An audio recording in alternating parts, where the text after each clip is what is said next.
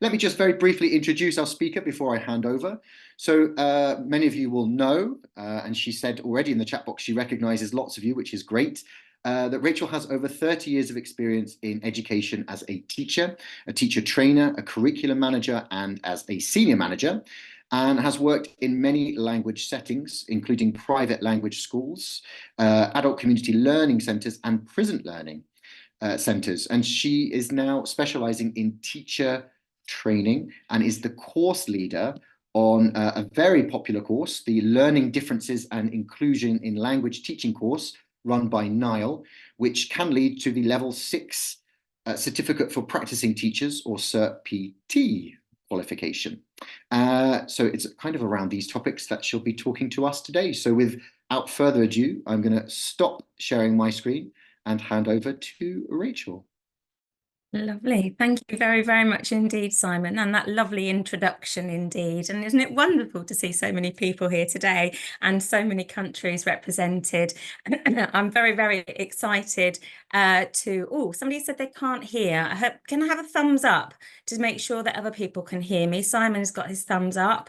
Yeah, we've got other thumbs coming, so it might be just a little bit of a problem with Julio's audio there.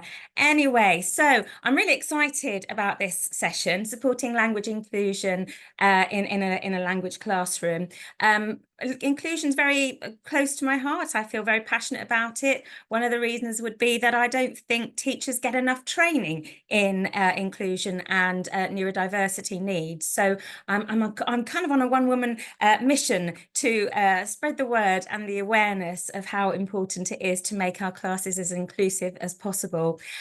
So as we're getting started, you've already found your chat box, which is brilliant. So I've got a little task for you to do already, and I'd just like you to start typing in. And I know I'm not going to be able to read all of the answers out, but what do you already know about neurodiversity? Okay, sometimes called SEND, SPLDs, lots of different titles that we give that sort of category. What do you already know about neurodiversity, and anything that you know about the kind of support that you could put into the classroom to help learners?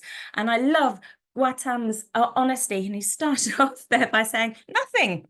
Well, great, and very little and not enough, a lot of people are saying already. So that's good. So we have starting off with a bit of a blank slate for some people. That's great. And we've got a few people who are starting to say that what experience they do have and what knowledge they do have. There's lots of acronyms and terms being put into chat, and a couple of people who have started to disclose that they have neurodiversity within their families or learners, and that yes, that you have lived experience of it, which indeed I do too, which I always like to mention at the beginning of these webinars, as I have a level of dyslexia and something called Irlen Syndrome, and I have other neurodiversity needs within my family and circle of friends. So it's something I feel really passionate about. But as I said, I don't think that I really ever had enough training in my initial or higher teacher training about it. So what is neurodiversity then? Keep it coming in, keep it coming in. We've got some lovely comments there, and as I said, some disclosures of your experience with it. And you've started to say already about the support that can help, including keywords like scaffolding that I can see there, which is obviously a very key support mechanism that we can put into the classroom. Okay, so I'm going to kick off. Do keep them coming in because I love to read these. I might have to read them all back later, but I will read them all. So what is neurodiversity then? And I'm going to start off with a quotation, and I think it sums up quite nicely the term. And it's from a blog from Syracuse University, and there's a link to that on the slide, which will be worth a read also. And it says neurodiversity is a concept where neurological differences are to be recognised and respected as any other human variation. And these differences can include those labelled with dyspraxia, dyslexia, ADHD, dyscalculia, autistic spectrum disorder, Tourette's syndrome, and others. And there are quite a few. And a lot of you have mentioned some of those already in chat, including dyslexia, which is probably the number one that we will see in our classes. Yeah, oh, lovely suggestions here for support mechanisms as well. And I dare say that throughout this session, we'll soon be finding out that there are lots of different levels of awareness, levels of training, and confidence that teachers have around the world as well, which is something that I found out in the NILE course that Simon mentioned there at the beginning. So the title of this was about this webinar, it included the word inclusion, didn't it? And inclusion is a word that we hear quite a lot of in education, and as well as the word equity. So we should be, as it says there on the slide, as inclusive as we possibly can. But what is good about this term? Well, by using the term inclusive, that we show really that we're being fair, that we're being equitable with our learners, giving them the support that they need, potentially with reasonable adjustments and proven teaching and learning strategies, really. And there's a couple of lovely images, and some of you might have seen these before because they kind of do the rounds on social media and the internet. But I love this image of 3 people trying to access a football match. And as you can see, the first image there really promotes equality, where 3 people have been given the same equal support to access that football match. But of course, is it really what they all need? Well, no, because they will have different needs. So the second half of that image promotes equity, where the support is given to the individual needs that they need to be able to access their training, in this case, the football match. And I love this next image that I'm just going to put up here. Shoes, and I love shoes, actually. I have a thing about shoes, far too many of them. And this kind of also indicates that inclusion is more than just equity and equality. It's also about acceptance and about belonging. And of course, we want our learners, our students, to feel accepted and that they belong in the classroom. And hopefully some of the techniques, strategies and tips that I'll be sharing in here will help you make more learners, if not all our learners, as much as we possibly can, feel that they belong, accepted and are included. Okay. So I have a question for you. So let's see if you can find your chat pane again, please, because a question: how many people do you think in the world are estimated to be neurodivergent? Okay, so percentage, please. I'd like you to have a guess at a percentage and bung it into chat for me. Oh, look, it's so quick. Oh, and quite varied responses that we have coming in there already. We've got lots of figures, most of them at the higher end, actually, but some, somebody has said 100%. Now, there is an argument there to say we've all got a tiny little bit of neurodiversity swimming around in there somewhere, but that's a whole different debate. So yes, quite varying percentages that you're putting through there. Okay, yeah, keep them coming in. And it depends actually on the type of training that you do, the cohorts that you do. You might see larger numbers of neurodiversity with low levels, obviously special needs groups. In prison learning, for example, Simon mentioned there that I used to work in prisons, and indeed they have very high numbers of prisoners in jails who have neurodiversity needs. But let's have a look at the answer, shall we? So the answer is, and as I said, this is estimated between 15 and 20% of the population. And actually, it's a hard one to estimate because not everyone has been tested. That's why it's an estimate. And different countries have better awareness than others. Some countries have very good testing, others have, yes, Joe, you were very off, way off with 100, weren't you? But you have, you know, various different methods of being able to get yourself tested. In the UK, there are long waiting lists, for example, to get tested for certain neurodiversity conditions. So the moral of this is it's very likely that you're going to see 15 to 20% of your students who have neurodiversity needs, or as I said, more if you're looking at lower level learners in your classes. So the biggest neurodiversity that we see of the categories that we've already mentioned is dyslexia. And I'm gonna, before we start talking about some of the support, which I know that you're all here because you want to know what I can do to help my learners, basically. But I think it's important just to give a little bit of an overview of the main neurodiversity types, just so that we can actually position this into our minds and see what the main challenges are that we need to address, okay? And so the biggest one that we see, as I said, is dyslexia, okay? And by all means, some of you have already started to write into chat if you have experience of it. So please, as you're going along, if there's anything here that you recognise that you've seen within lived experience, or whether we have students that you've had with dyslexia and you want to share or agree with any of the comments, please pop them into chat. I noticed that Arlene has got a hand raised, Simon. Are we taking any questions now, or are we going to leave it until the end? I think we'll leave it to the end, if that's okay. Okay, no worries. Yes, no problem at all. I think we've got the Q&A going for that, haven't we, as well? Okay, so dyslexia then. And dyslexia number one, and what are some of the signs to look out for? And here's a fair list. It's a full slide, that one, isn't it? Okay. And these are probably the most obvious, if you like, the most prominent challenges that we might see. Understanding instructions or directions can be quite a challenge for people with dyslexia, as can repeating back, say, a full sentence.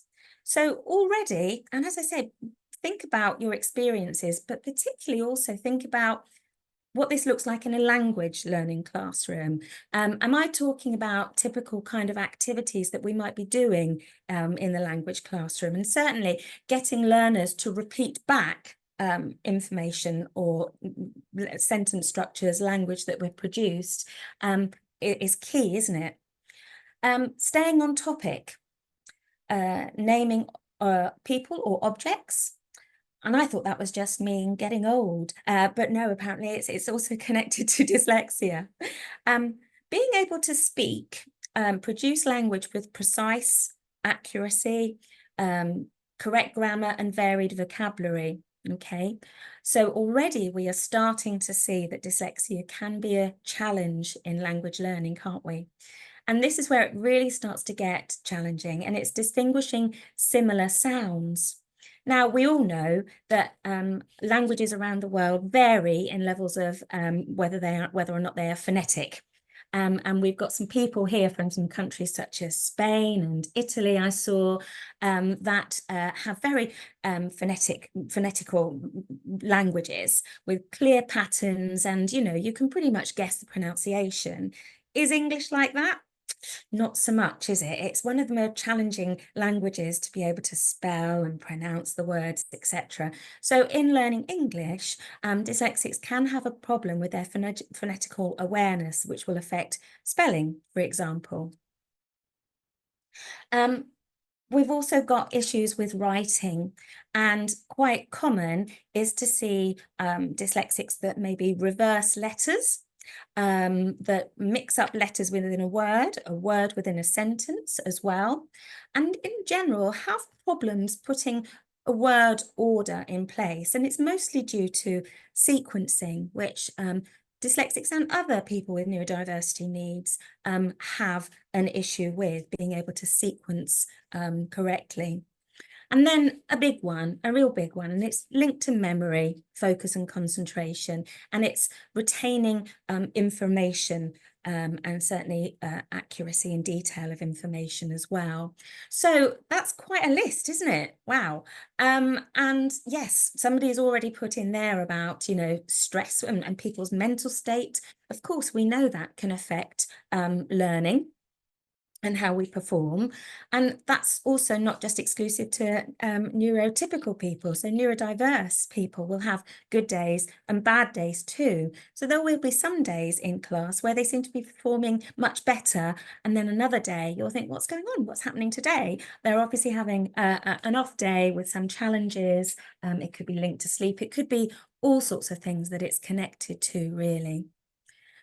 Okay, so let's have a think about possibly the next biggest neurodiversity need that we might see, and that's the ASD, autism spectrum disorder. Lots of different titles are given to this particular one. And this is a developmental disability. It's a way with it's connected to how the brain is developing, and it creates differences in the structure of the brain.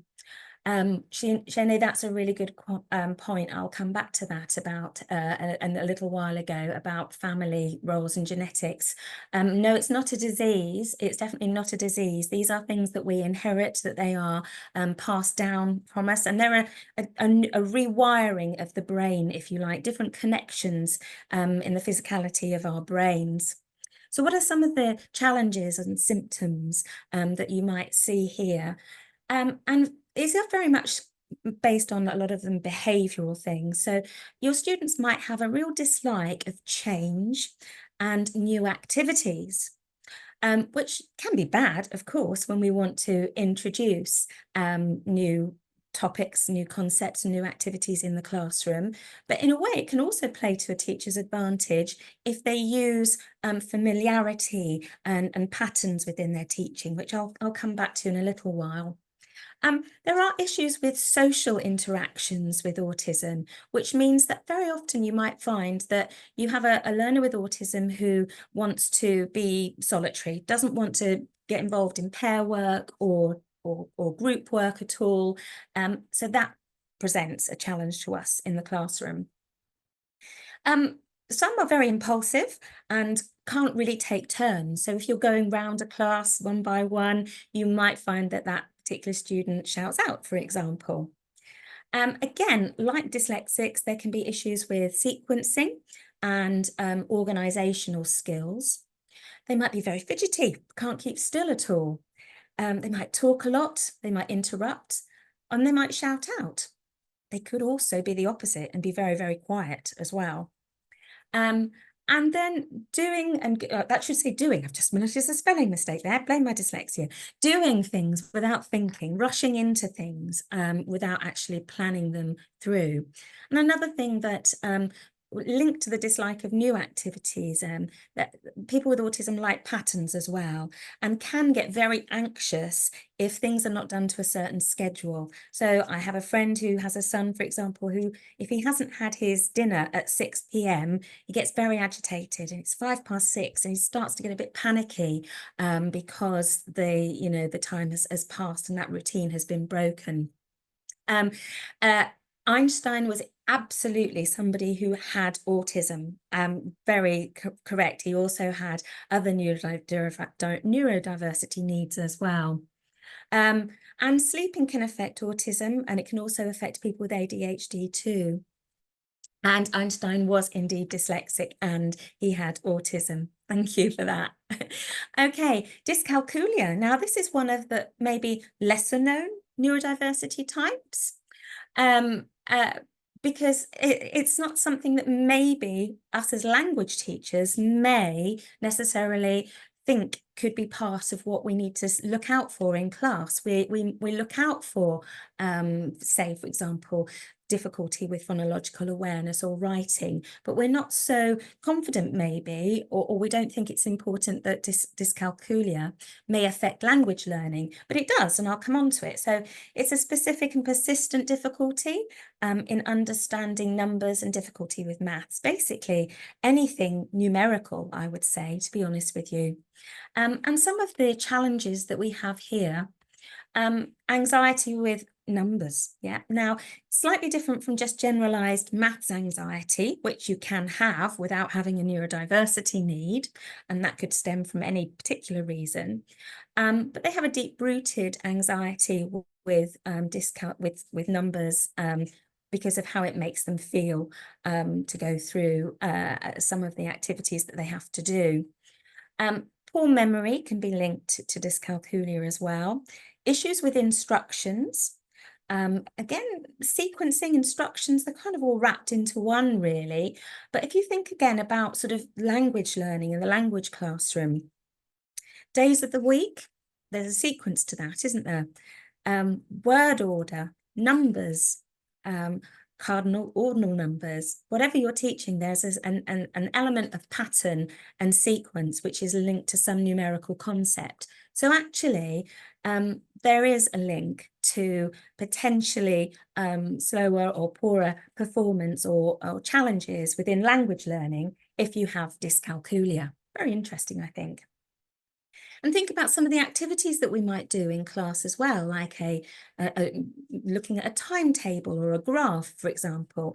And again, dyslexics and dyscalculics can have issues following tables and charts, knowing whether they read up, top to bottom, left to right, that kind of thing. So finding information on a table or a graph can be very challenging as well. And they can have a dislike of board games because these do, again, involve some kind of sequencing, counting. They need you to have some memory, potentially, and often put people under pressure, whether that's time or otherwise. And pressure and neurodiversity don't always go very well together, really. Leanne, I also have a challenge with left or right. Yes, you don't want to have me in the front of the car navigating on a journey. I have to say that one. Okay, dysgraphia, definitely one that's not talked about very much in the world of neurodiversity. And it's often very, very much present with people who have dyslexia, but not necessarily that they do also have it. Or dyspraxia. And basically what it is, again, it's a neurological disorder. And it's characterized by writing disabilities, really, and difficulties. Yes, dysgraphia, quite right, isn't necessarily technically recognised in the UK. It is talked about. There is support, there are screeners that you can get for it, but it's often kind of the symptoms are so concurrent with dyslexia and dyspraxia that it's often not regarded as a separate neurodiversity need. But it is in some countries because you can have dysgraphia but don't have problems, for example, with reading. So difficulties with motor skills, trouble forming shapes of letters, awkward grip on a pen or a pencil, being able to, just penmanship in general, being able to hold a pen and write with a pen. Trouble with sentence structure, therefore, is going to be apparent. Difficulties with organising your thoughts onto paper. And this, again, is common with people with other neurodiversity types as well.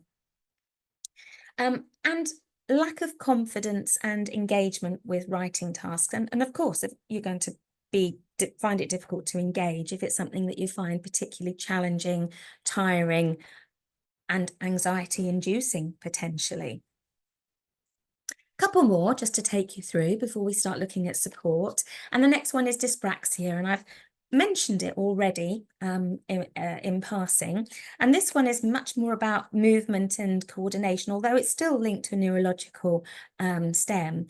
And people with dyspraxia are likely to have issues with movement, balance, and coordination. Can have very poor concentration, and again, memory can be affected as well. Their motivation can be quite low, and their emotional regulation also can be affected. And in particular, when it comes to us and language learning, and of course, there will be activities that we do that need concentration and to an extent balance and coordination, but those fine motor skills that are involved in writing are also affected. And there are a number of ways that you can sort of support that if you have a student with dyspraxia. And then lastly, and this is a little known one really, but I always put it in my presentations because this is a condition that I have, and it is in the suite of neurodiversity types, and it's called Irlen Syndrome. And it's a visual perception difficulty really, and it's a problem with how your nervous system reads, breaks down, encodes and decodes visual information in front of them. And how is it usually manifested? How is it usually displayed? Well, the key ones really are light or colour sensitive. So, you know, somebody typically with Irlen won't really like going out in the sunshine without shades or a peak cap, for example. And in a classroom, fluorescent lights, they seem to be the #1 choice of lights in a classroom because they are cheap to run and easy to light large spaces, but they're actually one of the worst types of light for anybody who has visual stress disorder. So yes, that's a battle that I'm not going to win very easily, I know.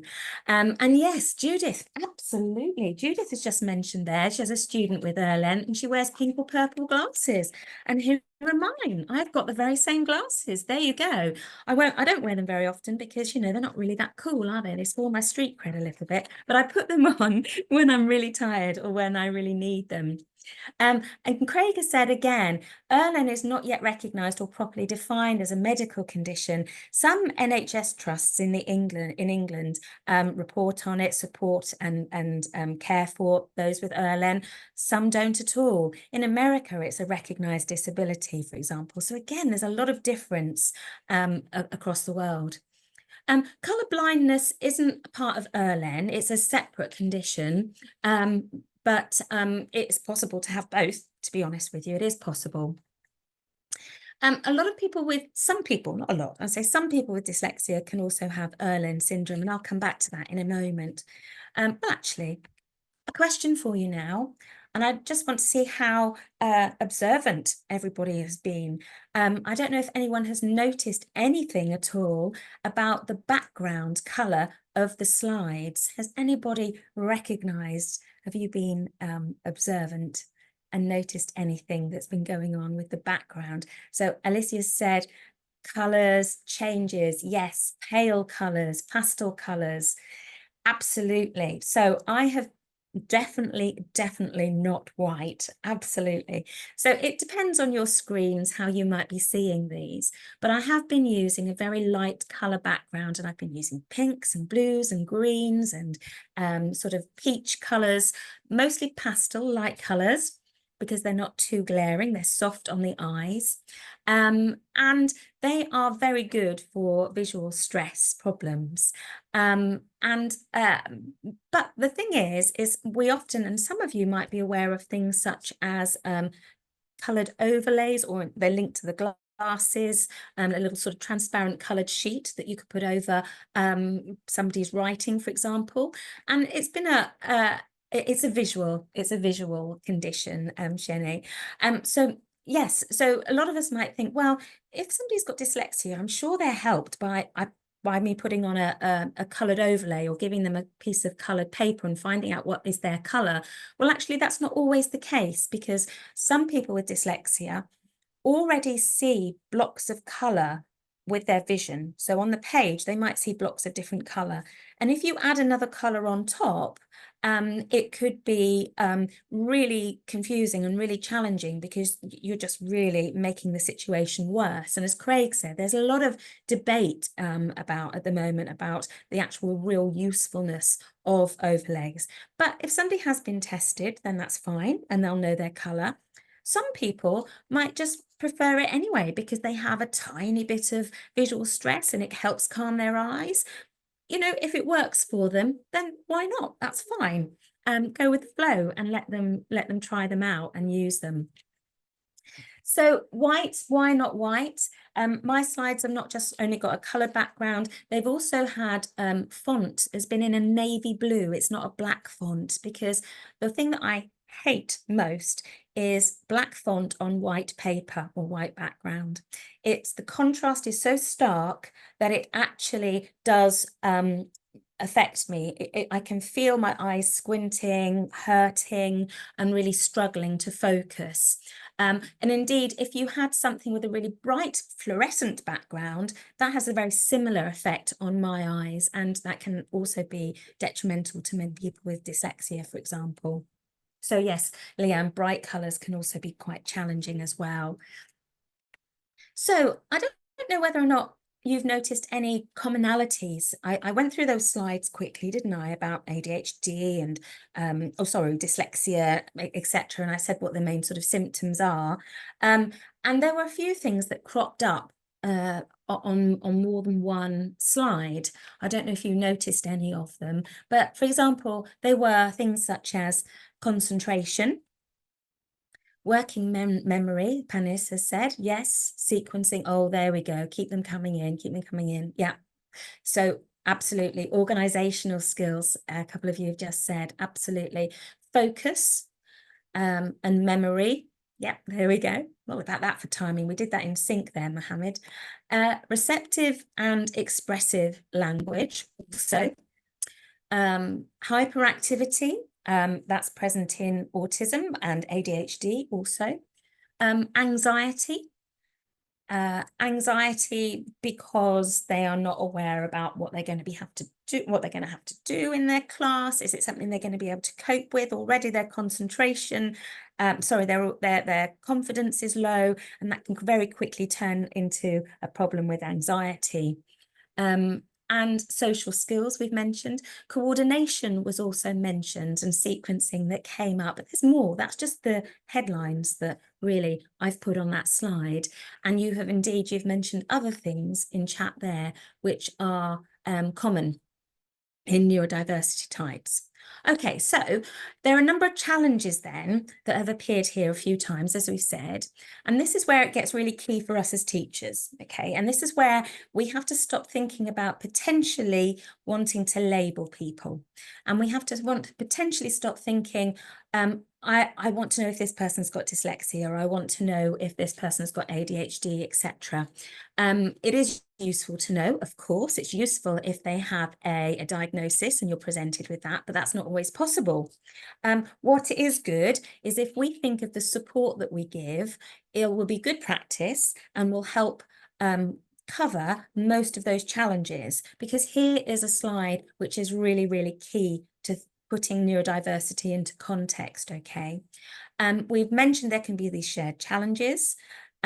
These shared challenges can make it really hard to diagnose sometimes which neurodiversity somebody has, but actually there is something in existence called co-occurrence or comorbidity. And what this actually means is it's more common than not to have two or more neurodiversity conditions than just having one. It's actually the minority of people that have just got one. So what am I saying here? You could have dyslexia and ADHD, or you could have autism and ADHD, and they could be of the same level, or they could be of different levels. And also it is linked to family, to being hereditary as well. And it's a strange thing. It can skip a generation, or it can manifest itself differently. Say a father could have dyslexia and the son could have ADHD and another one could have autism. It's a very, very, very strange way that with the gene pool that it kind of changes. So this here demonstrates how there is this co-occurrence, but there is a group of symptoms, challenges, which are common to most of them, and then organisation, memory, etc. are in there. Okay, let's get to it. And the very important question, what do teachers need to do? Okay, well, it's very important at the very beginning of your classes. And I would say, I would encourage anybody, whatever your subject, whatever your level, age groups, is to start developing a trust within your classroom and encourage friendship and respect, really. And I think it's important for a bit of rule setting as well, that peers must be considerate to their fellow learners. Relationship building, as Manhu says there, absolutely. We want to remember that inclusion and that equity and make sure everybody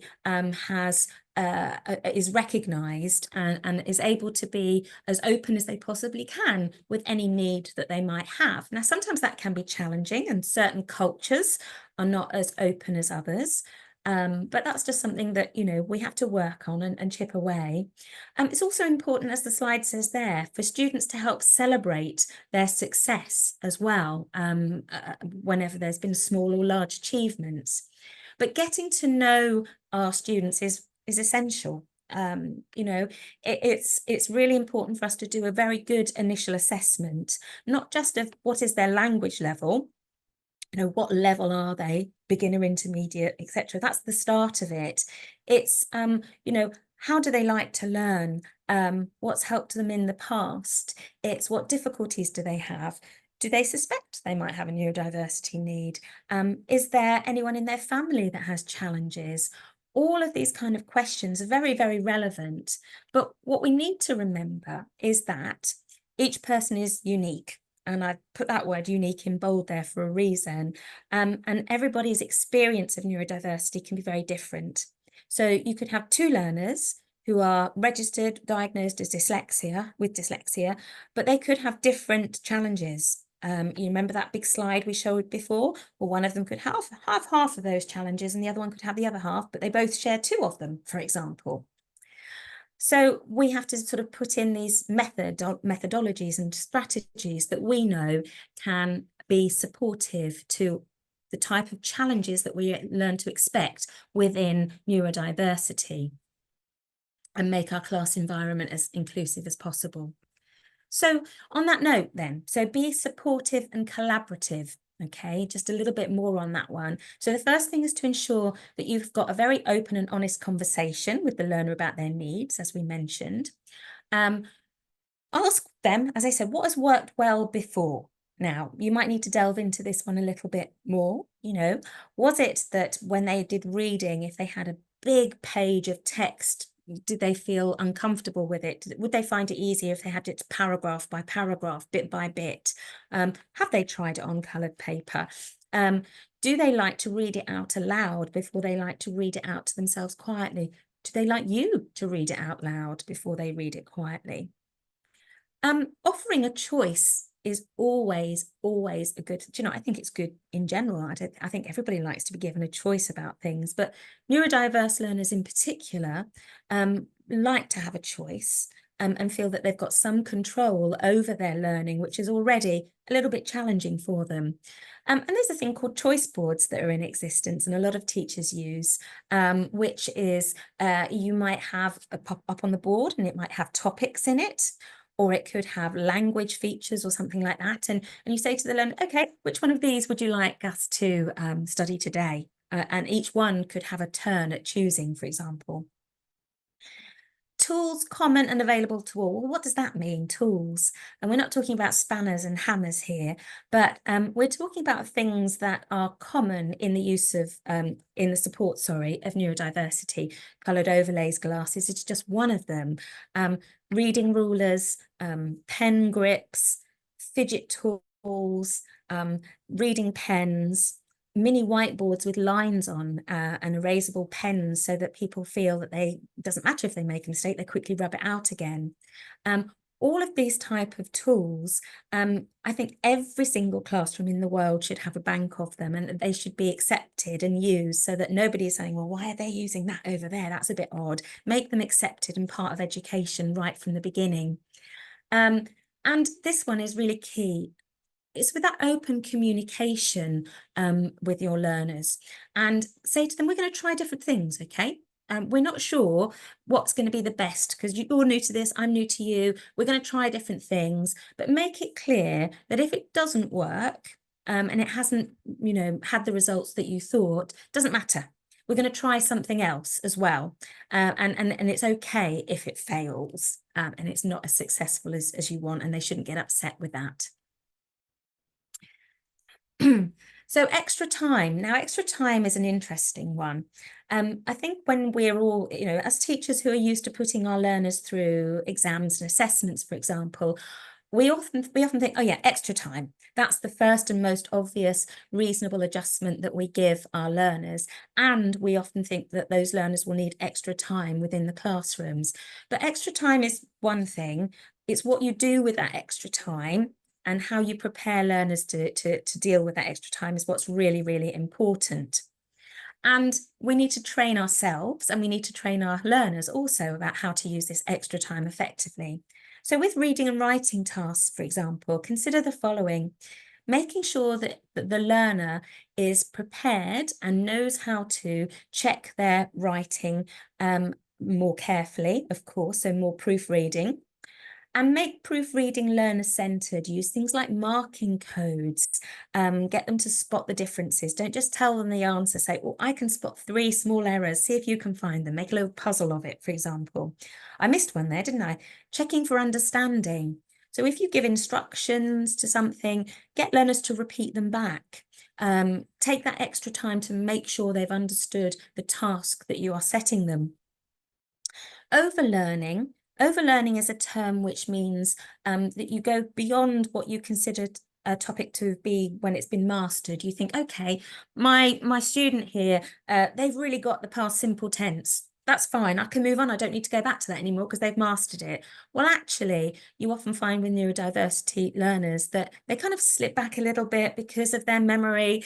So you will have to go over it, even though you think your learners have mastered it. You will need to keep bringing that back into the course, really.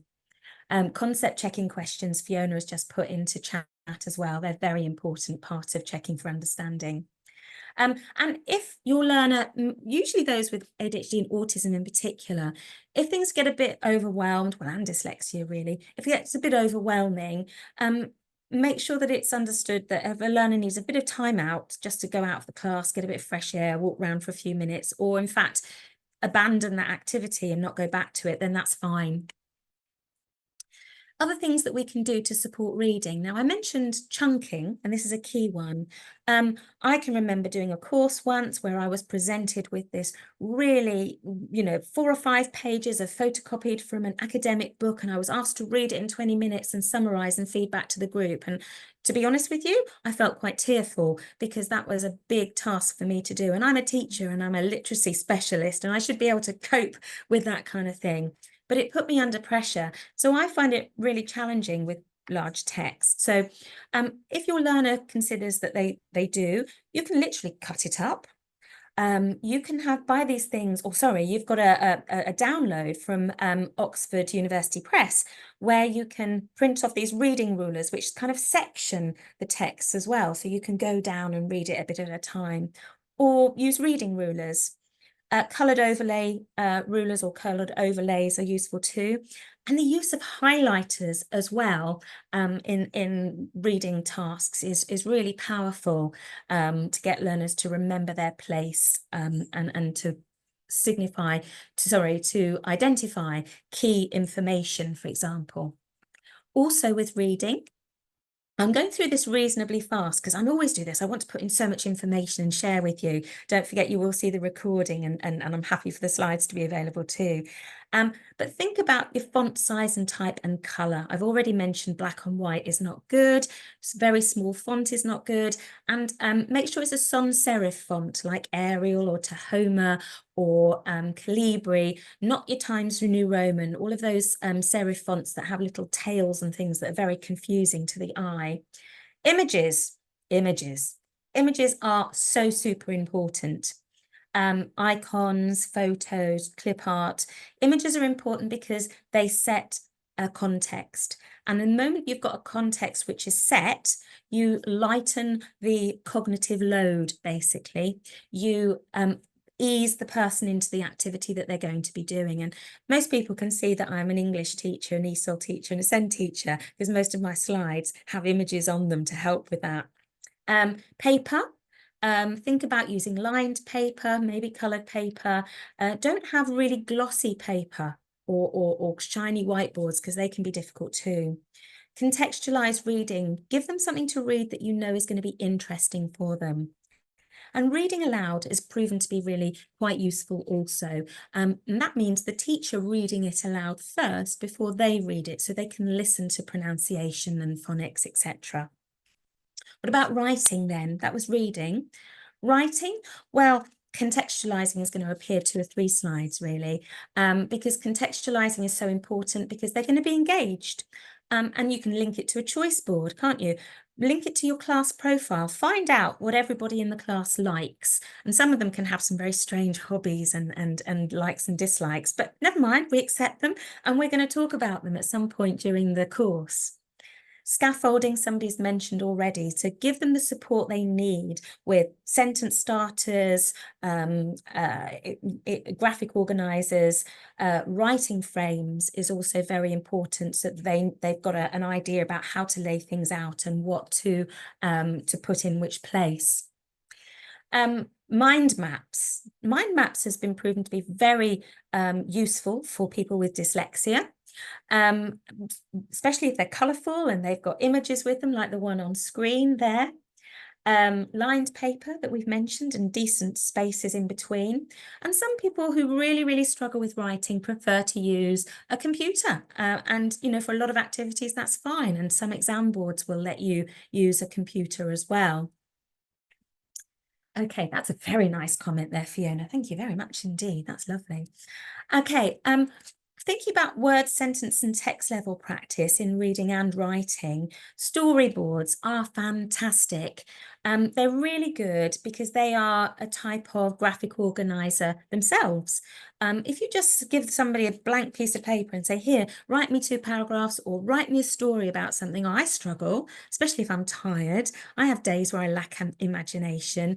But if you've got neurodiversity needs and all the anxieties that are going on around it, that's a big, big ask. So thinking about using a storyboard with pictures, and they have to write the story according to what they see. And, you know, you can scaffold it and give whatever degree of detail on your storyboards that they like. Really, really good in writing classes. And then spelling, of course. Oh, the bane of most English teachers' lives is teaching English spelling, isn't it? Just some of you love it, I'm sure. Some of us hate it. Try a variety of spelling strategies until you find the one that suits. Don't get fooled into thinking, oh, this method is good for dyslexia, or this method is good for such and such. Everyone is different. You just have to keep trying it, really. Things like look, say, cover, write are good. Tactile things by getting, you know, words, the shape of words with plasticine, with Play-Doh, actually really good. Some adults like it, not just kids, you know, try it out. Why not? Multimodal methods. So make sure that you when you've got new vocabulary, you model them first so they can hear them, for example. When you are teaching new words, link it to things that they already know, their schema, again, contextualizing it, but just general, make meaningful connections to the learners, to things that they already know or familiar with, to help that meaningful connection and move from the short term to the longer term memory, really. And in general, learners with neurodiversity learn by experience. Oh, I love that one. Shaving cream on whiteboards is a great activity. I bet that gets very messy, but I like the sound of it. Learning by experience is fun, rather than being told, because you won't always remember. I do it outside. Good tip, Leanne. Get learners to record their work in their own way. So when you're asking them to take notes about something, if they want to do it in the shape of a mind map, that's fine. If they want to write it on separate little cards, that's fine too. Give regular positive feedback and praise. But you as a teacher, keep checking that your strategies are working and they're working well for your learner. That picture on the screen there, I absolutely love. And it shows what I feel is an active learning classroom in progress. And you'll notice how about this, apart from the fluorescent lights, it's got whiteboards all the way around, and you can do things like wall walks, which are super useful for like learners with autism who fidgety and they need to get up and move. And also learners can present their work in whatever way they want on these walls. And yeah, isn't it fab? It'd be lovely if you could have that. So last few slides before I hand over to some questions is just that, remember that point, contextualize to their interests, find out at the beginning what they all like, build that into your schemes of work, your session plans, your course plans about the topics that you're going to cover, and make sure that everyone is aware that we're going to get round to their like and dislike at some point during the course. And as a teacher, we know it's very important to present information clearly, don't we?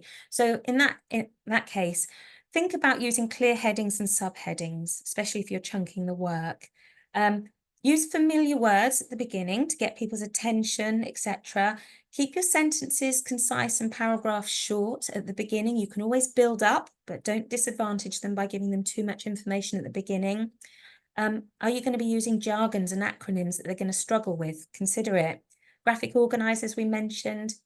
In a text, if a topic suddenly changes, you can highlight the change. Visuals, graphs, and things that I've said before, multisensory. And if you're using slides, don't overcrowd them. And I've been guilty of that in this presentation. So for example, there's too much here. So usually restrict it to about 4 or 5 bullet points. And then this one here, a couple of last tips, and then we are going to questions. Think about the fact that you might have to do some overlearning. You want to prepare your learners, give them an extra opportunity to be able to get the most out of their class. So consider pre-course, flipped learning, if you like. So maybe provide them audio for pre-reading or post-reading. Give a handout or a worksheet that's got a QR code on it, and that QR code links to a recording of you reading aloud, and it could be giving verbal instructions onto a task or recap on class points, or on your slides that you share. Have things like this. Listen to this. Scan this QR code to hear your instructions for your homework. So that's a very short audio file that I embedded onto a PowerPoint slide. So when they get the slides, they can keep repeating it and listening back to it, which is also really comforting for somebody with neurodiversity. So here we go. The review then. Things in common: concentration, focus, memory, literacy difficulties. Also things such as engagement, anxiety, eye strain and fatigue. But the support that you can give and the things that we've mentioned today are good practice anyway. And if you implement these in your teaching, you are really scoring some good points in your classroom. As Simon said at the beginning, if you liked what you've heard today, this rapid, I've never done a session so quickly and so much information, do check out the Nile course, which is an 8-unit asynchronous course in this and much more, in a lot more detail. And the link to that is on the slides as well. So there we go. Do we have any questions, please? I'm sure we do. Gosh, as you said, so much information. There's so much useful information in such a short period of time. And there've been some really lovely comments in the chat box, as I'm sure you've seen, people thanking you already. But we have had some great questions here. Okay. So I think one of the questions that came up a few times was, how do we go about testing our students to find out if they have any neurodiversity needs? And is it our responsibility as maybe non-specialist teachers to do that? So what's your ideas? What is your approach here? Okay. Really, really difficult, really challenging questions, because technically it's not our responsibility. Technically, it's the responsibility of, if you're in a large organisation, it could be your SEND advisor within your organisation, your specialist teachers. If it's in the community, you know, maybe it's their family, it's their doctors that would need to make those formal diagnoses. But there are tools, and there are simple screening tools, and I really avoid using the word test, and I would stick to the word screener, which is where you have a simple set of questions that somebody can answer that is just giving you an idea about their challenges. But do you know what? Observation is your best tool as a teacher, and that honest conversation and trying and finding things out. Ultimately, will it make a total difference if you've got that diagnosis letter in front of you or not, to be able to know whether you can give the support? That's what I'd say. Excellent. Good.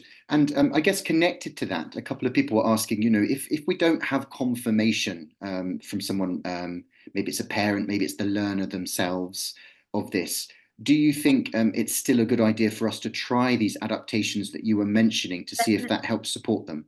Definitely, definitely. As I said, have this lovely box in the front of your classroom with all these tools. Encourage chunking of text for everybody. You know, it's just a cognitive load, and the theory of cognitive load is a big theory, isn't it? And you know, I think it affects people with mental health issues. It affects us if we're tired, we're anxious, or neurodiverse. So yes, they're all good support mechanisms.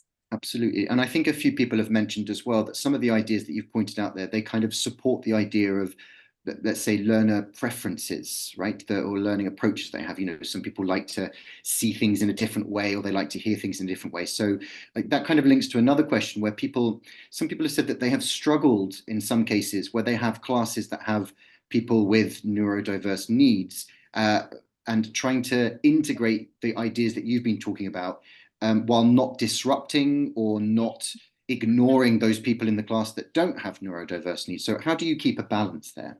That's an incredibly good question to ask, and I think it comes with practice and experience as a teacher, but we're all supposed to be looking out for individual needs and providing some adaptations wherever we can. I think I quite like the idea of having activities that everyone can get involved in. And Sorry, Rich, I think you cut out for some people there, or maybe I okay. cut out. I'm not sure. Okay, can you hear me again now? Yes, perfectly. Okay. So I quite like doing activities where everybody is kind of like working to the same aim, or they're studying the same topic, but they may be going about them in different ways so that they don't feel singled out or differentiated too much. And maybe your more capable, higher level learners can get on and do a bit more independent learning and freeing you up. They can support each other. And, you know, as I said, making sure that they've got the right tools as well. But it does take a bit of balance, and there will be that rule setting of understanding that there are times where there might be a case where a teacher has to just take a couple of minutes out for some additional support. Thank you.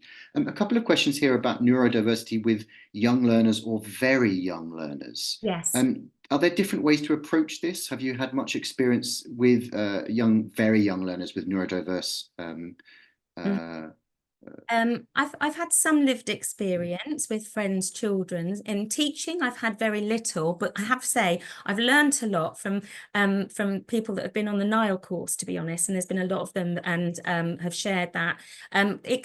It can manifest itself in different ways, neurodiversity with younger people. The older you get, the more experienced you get of either coping with it or masking your symptoms as well. So sometimes it's easier actually to know what methods you're going to put in place with children. But a lot of things such as multisensory activities, songs, games, physical activities are really, important for younger people, and a good change of activities, as well. Patterns is also very, very good to help make people focus where they are. So if you've got slides, I haven't mentioned this before, you could maybe you have an icon at the corner then, and it could be a pen and they know they're doing writing, or you could use a different color for your slide or paper and they know they're doing writing, and that predictability can really help learners with neurodiversity too. So yeah, I think some of the things that I'm taking away from this talk, well, lots of things, but it's this idea of having lots of variety and kind of trusting and experimenting and finding out what works for each individual, right? Because as you said before, people have complicated, a Venn diagram of neurodiverse, don't say issues, but neurodiverse complications sometimes. Absolutely. So yeah, it's the idea of what works for each person, and helping them understand what works for them will really be beneficial. And somebody, yeah, absolutely, Simon. And there's been a couple of people at the beginning that were talking about mental health, like bipolar, which is actually recognised as a mental health rather than a neurodiversity. Somebody's just mentioning teaching asylum seekers and refugees and trauma. And there's a lot of correlation between mental health issues and neurodiversity, and a lot of correlation between the support that you'd put in place for that as well. So good practice is about your techniques, recognizing when you need to put that support in place, and trial and error, open communication with the learners, and you've set yourself up in good stead, I think. Absolutely. And I think there are a few questions. We're running out of time a little bit here, but there's sort of mentions here about, how can we go about assessing these learners? But I suppose if it's an international qualification, like, for example, the Trinity GESE or the ISE, then it's imperative, very important to contact the the exam board to find out what provisions they have, right? Yes, it absolutely is. And they're all different. And some exam boards will need certain evidence and others will need less evidence. But there's generally some kind of evidence that you need to present. Whether that might just be a statement from the teacher talking about the learner's challenges and how you've recognised them and what you've put in place to help, or a plan from school, or a doctor's letter, or an official test, for example. Excellent there. Well, I think, unfortunately, I think that's our time. We've sort of run out on all of these things, but there's so many questions. As you said, you know, you've got your contact details on the slide there. I have, yeah, absolutely. I imagine you'll get lots of questions coming your way. And no worries at all. I'm happy. The Nile course as well in this one. Thank you very much to you for sharing all of your ideas and your experience with us today. It's been really, really informative, and I know I'm going to take a lot of things back to my own classroom and to the staff room to talk about going forward. And thanks to everyone who's joined us today for your involvement, for asking questions, and for being here and joining us wherever you are in the world. I know for some people it's quite early in the morning or later after a long day of teaching. And just before we head off, just a reminder here that we do have the Future of English Language Teaching Conference coming up next month. So that's the 15th of June. If you're interested in attending this, and we've got lots of fantastic talkers, speakers, including those you can see on the screen here on a variety of subjects. So if you'd like to attend, please do reserve your spot with the website that you can see at the bottom there, or you can Google Future of English Language Teaching Conference or whatever you use instead of Google. We'd like to see lots of you there. It'd be fantastic. And that is a attendance certificate you will receive for coming to this event as well, the Future of English Language Teaching Conference. But with that, I will say thank you very much again to everyone, and I look forward to seeing lots of you next month for the next Transformative Teachers webinar. So thank you very much and enjoy the rest of your days. Thank you. Bye.